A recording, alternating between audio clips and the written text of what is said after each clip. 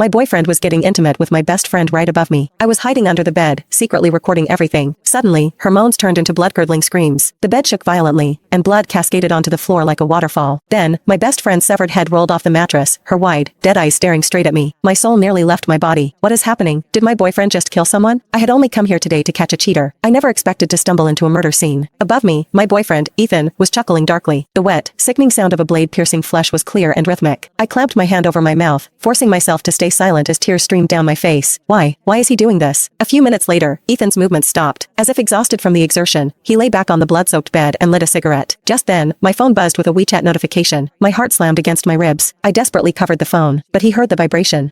He made a questioning sound. The mattress creaked. He was lifting the covers, looking for the source of the noise. I almost sobbed out loud, fumbling frantically to switch my phone to silent mode. The second I hit the mute switch, Ethan called me. Buzz, buzz. The silent call screen lit up the darkness under the bed. He let it ring for a full minute. When I didn't answer, he hung up and sent a voice message. Babe, are you asleep? I have to work late tonight, so I won't be coming home. After sending it, I saw his feet slide into slippers and hit the floor. The floor was covered in Sarah's blood. Ethan walked through it, leaving a trail of bloody footprints. He seemed to be searching for something in the room. Suddenly, he coughed violently twice. I jolted, so tense I forgot to breathe. Sarah's bloody head was right in front of me, staring. Her severed neck was still oozing, her face frozen in a mask of shock and terror. Ethan walked around the room naked but didn't seem to find anything. He went to the kitchen, grabbed a cleaver, and returned to the bed. His large feet were inches from my face. Then, he began to dismantle the body, chop after chop, as casual as a butcher cutting meat. Accidentally, he kicked Sarah's head. The gory object rolled deeper under the bed, coming to rest cheek to cheek with me. I slammed my hands over my mouth, shaking uncontrollably. The metallic stench of blood was overpowering. I wanted to vomit. I don't know where I got the courage, but I reached out and pushed her head outward slightly. Just as Ethan stepped forward, he kicked the head like a soccer ball, sending it flying across the room. Ethan paused, stopping his work. Blood dripped steadily from the cleaver in his hand. I prayed silently in my heart. Don't look under the bed. Please, don't look under the bed. After a few seconds of hesitation, he walked over to retrieve the head. I let out a silent breath. I was safe for the moment. My brain raced, trying to find a way out. Sarah lived on the 10th floor. Jumping out the window was impossible. My only chance was to wait until Ethan finished disposing of the body and left. But could I last that long? Blood was spreading toward me. I wormed my body further back, trying to avoid the crimson pool inching toward my lips. Ethan chopped for a while longer. Suddenly, one of Sarah's hands fell to the floor. My heart nearly stopped. If he bent down to pick it up, he would definitely see me. Ethan paused, then slowly bent at the waist to grab the hand. I squeezed my eyes shut, choking back a scream, praying to any god that would listen. The next second, a knock pounded on the door. Ethan froze, holding that bent-over posture, motionless. Bang, bang, bang. The knocking continued, followed by a loud shout. I'm back. Open the door. I recognized the voice. It was Mike, Sarah's boyfriend. Ethan hesitated for a moment, coughed twice, then straightened up and walked toward the door. He put on some clean clothes, hid the cleaver behind his back, and stood by the entrance. My stomach twisted into knots. If Mike broke in and fought Ethan, maybe I could escape in the chaos. Thinking this, I scooted closer to the edge of the bed, ready to Click the link in my bio to get the full story for free.